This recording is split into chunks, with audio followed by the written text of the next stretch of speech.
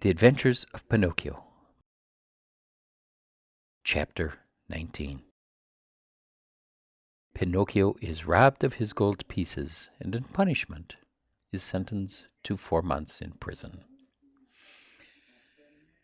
If the marionette had been told to wait a day instead of 20 minutes, the time could not have seemed longer to him. He walked impatiently to and fro and finally turned his nose toward the field of wonders. As he walked with hurried steps, his heart beat with an excited tick-tack, tick-tack, just as if it were a wall clock, and his busy brain kept thinking, what if, instead of 1,000, I should find 2,000? Or instead of 2,000, I should find 5,000 or 100,000? I'll build myself a beautiful palace with 1,000 stables filled with 1,000 wooden horses to play with, a cellar overflowing with lemonade and ice cream soda, and a library of candies and fruits and cakes and cookies. Thus amusing himself with fancies, he came to the field. There he stopped to see if, by chance, a vine filled with gold coins was in sight, but he saw nothing. He took a few steps forward, and still nothing. He stepped onto the field.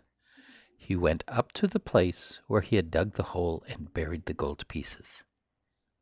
Again, nothing. Pinocchio became very thoughtful, and, forgetting his good manners altogether, he pulled a hand out of his pocket and gave his head a thorough scratching. As he did so, he heard a hearty burst of laughter close to his head. He turned sharply, and there, just above him on the branch of a tree, sat a large parrot, busily preening his feathers. "What are you laughing at?" Pinocchio asked peevishly. "I'm laughing because in preening my feathers I tickled myself under the wings." The marionette did not answer. He walked to the brook, filled his shoe with water, and once more sprinkled the ground which covered the gold pieces. Again, another burst of laughter, even more impertinent than the first, was heard in a quiet field. "Well," cried the marionette angrily this time, "may I know, Mr. Parrot, what amuses you so?" "I'm laughing at those simpletons who believe everything they hear, and who allow themselves to be caught so easily in the traps set for them." "Do you perhaps mean me?" "I certainly do mean you, poor Pinocchio. You who are such a little silly as to believe that gold can be sown in a field just like beans and squash. I too believed that once, and today I'm very sorry for it. Today, but too late. I have reached the conclusion that, in order to come by money honestly, one must work, and know how to earn it with hand or brain." "I don't know what you're talking about," said the marionette, who was beginning to tremble with fear. "Too bad. I'll explain myself better," said the parrot. "While you were away in the city, the fox and the cat returned here in a great hurry. They took the 4 gold pieces which you had buried and ran away as fast as the wind. If you can catch them, you're a brave one." Pinocchio's mouth opened wide. He would not believe the parrot's words and began to dig furiously at the earth. He dug and he dug it till the hole was as big as himself, but no money was there. Every penny was gone. In desperation, he ran to the city and went straight to the courthouse to report the robbery to the magistrate. The judge was a monkey, a large gorilla, venerable with age. A flowing white beard covered his chest, and he wore gold-rimmed spectacles, from which the glasses had dropped out. The reason for wearing these, he said, was that his eyes had been weakened by the work of many years. Pinocchio, standing before him, told his pitiful tale word by word. He gave the names and descriptions of the robbers and begged for justice. The judge listened to him with great patience. A kind look shone in his eyes. He became very much interested in the story. He felt moved. He almost wept. When the marionette had no more to say, the judge put out his hand and rang a bell. At the sound, two large mastiffs appeared wearing carbineers' uniforms. Then the magistrate, pointing to Pinocchio, said in a solemn voice, "This poor simpleton has been robbed of 4 gold pieces. Take him, therefore, and throw him in prison." The marionette, on hearing this sentence passed on him, was thoroughly stunned. He tried to protest, but the 2 officers clapped their paws on his mouth and hustled him away to jail. There he had to remain for 4 long, weary months. And if it had not been for a very lucky chance, he probably would have stayed there longer.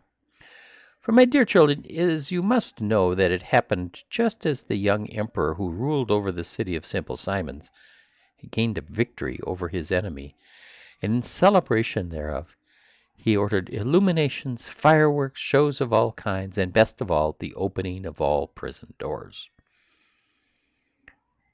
"If the others go, I go too," said Pinocchio to the jailer.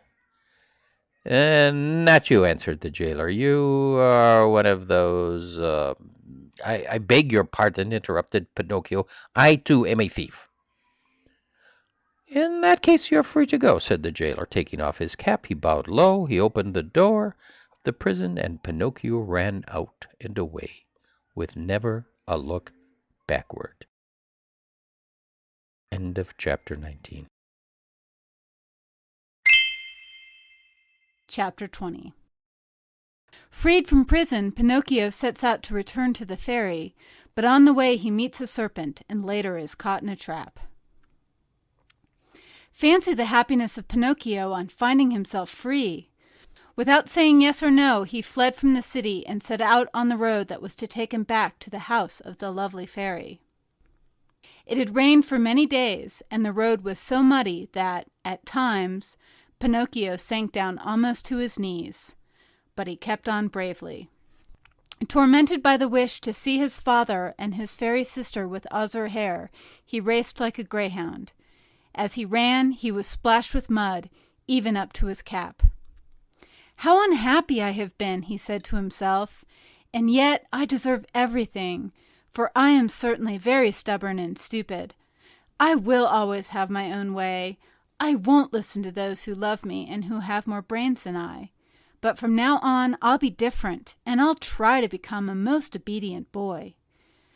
I have found out, beyond any doubt whatsoever, that disobedient boys are certainly far from happy, and that, in the long run, they always lose out. I wonder if father is waiting for me. Will I find him at the fairy's house? It is so long, poor man, since I have seen him, and I do so want his love and his kisses. And will the fairy ever forgive me for all I have done? She who has been so good to me and to whom I owe my life. Can there be a worse or more heartless boy than I am anywhere?" As he spoke, he stopped suddenly, frozen with terror. What was the matter? An immense serpent lay stretched across the road, a serpent with bright green skin, fiery eyes which glowed and burned, and a pointed tail that smoked like a chimney. How frightened was poor Pinocchio! He ran back wildly for 1/2 a mile, and at last settled himself atop a heap of stones, to wait for the serpent to go on his way and leave the road clear for him. He waited an hour, 2 hours, 3 hours, but the serpent was always there, and even from afar one could see the flash of his red eyes and the column of smoke which rose from his long pointed tail. Pinocchio, trying to feel very brave, walked straight up to him and said in a sweet, soothing voice, "I beg your pardon, Mr. Serpent. Would you be so kind as to step aside to let me pass?" He might as well have talked to a wall. The serpent never moved.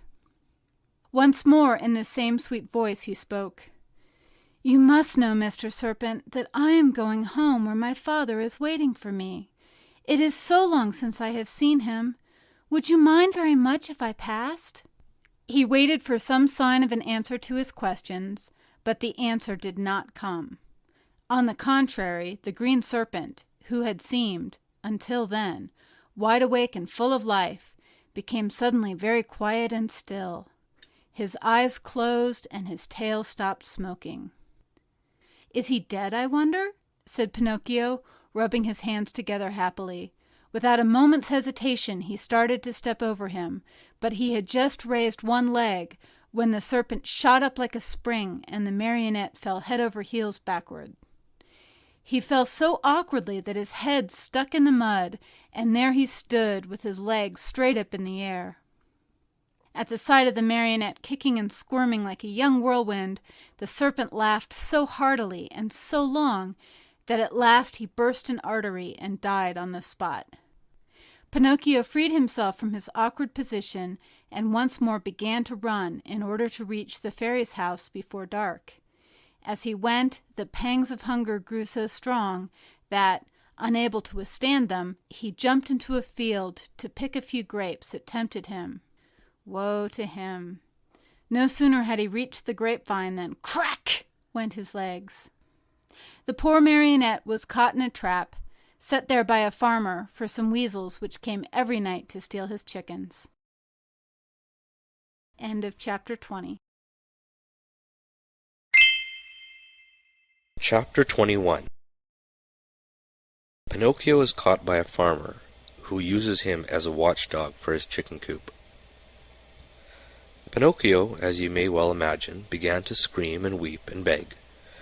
But all was of no use, for no houses were to be seen, and not a soul passed by on the road. Night came on, a little because of the sharp pain in his legs, a little because of fright at finding himself alone in the darkness of the field. The marionette was about to faint, when he saw a tiny glowworm flickering by. He called to her and said, "Dear little glowworm, will you set me free?" "Poor little fellow," replied the glowworm, stopping to look at him with pity. "How came you to be caught in this trap?" "I stepped into this lonely field to take a few grapes and—" "Are the grapes yours?" "No." "Who has taught you to take things that do not belong to you?" "I was hungry." "Hunger, my boy, is no reason for taking something which belongs to another." It's true, cried Pinocchio in tears. "I won't do it again." Just then the conversation was interrupted by approaching footsteps. It was the owner of the field, who was coming on tiptoes to see if by chance he had caught the weasels which had been eating his chickens. Great was his surprise when, holding up his lantern, he saw that, instead of a weasel, he had caught a boy. "Ah, you little thief," said the farmer in an angry voice, "so you are the one who steals my chickens." "Not I, no, no," cried Pinocchio, sobbing bitterly. "I came here only to take a very few grapes." "He who steals grapes may very easily steal chickens also. Take my word for it, I'll give you a lesson that you'll remember for a long while." He opened the trap, grabbed the marionette by the collar, and carried him to the house as if he were a puppy. When he reached the yard in front of the house, he flung him to the ground, put a foot on his neck, and said to him roughly, "It is late now, and it's time for bed. Tomorrow will settle matters. In the meantime, since my watchdog died today, you may take his place and guard my hen house." No sooner said than done. He slipped the dog collar around Pinocchio's neck and tightened it, so that it would not come off. A long iron chain was tied to the collar. The other end of the chain was nailed to the wall. "If tonight it should happen to rain," said the farmer, "you can sleep in that little doghouse nearby, where you will find plenty of straw for a soft bed. It has been Melampo's bed for 3 years, and it will be good enough for you. And if, by any chance, any thieves should come, be sure to bark." After this last warning, the farmer went into the house and closed the door and barred it. Poor Pinocchio huddled close to the doghouse, more dead than alive, from cold, hunger, and fright. Now and again he pulled and tugged at the collar, which nearly choked him, and cried out in a weak voice, "I deserve it. Yes, I deserve it. I have been nothing but a truant and a vagabond. I have never obeyed anyone, and I have always done as I pleased. If I were only like so many others, and had studied and worked and stayed with my poor old father, I should not find myself here now, in this field and in the darkness, taking the place of a farmer's watchdog. Oh, if I could start all over again! But what is done can't be undone, and I must be patient." After this little sermon to himself, which came from the very depths of his heart, Pinocchio went into the doghouse and fell asleep. End of chapter 21.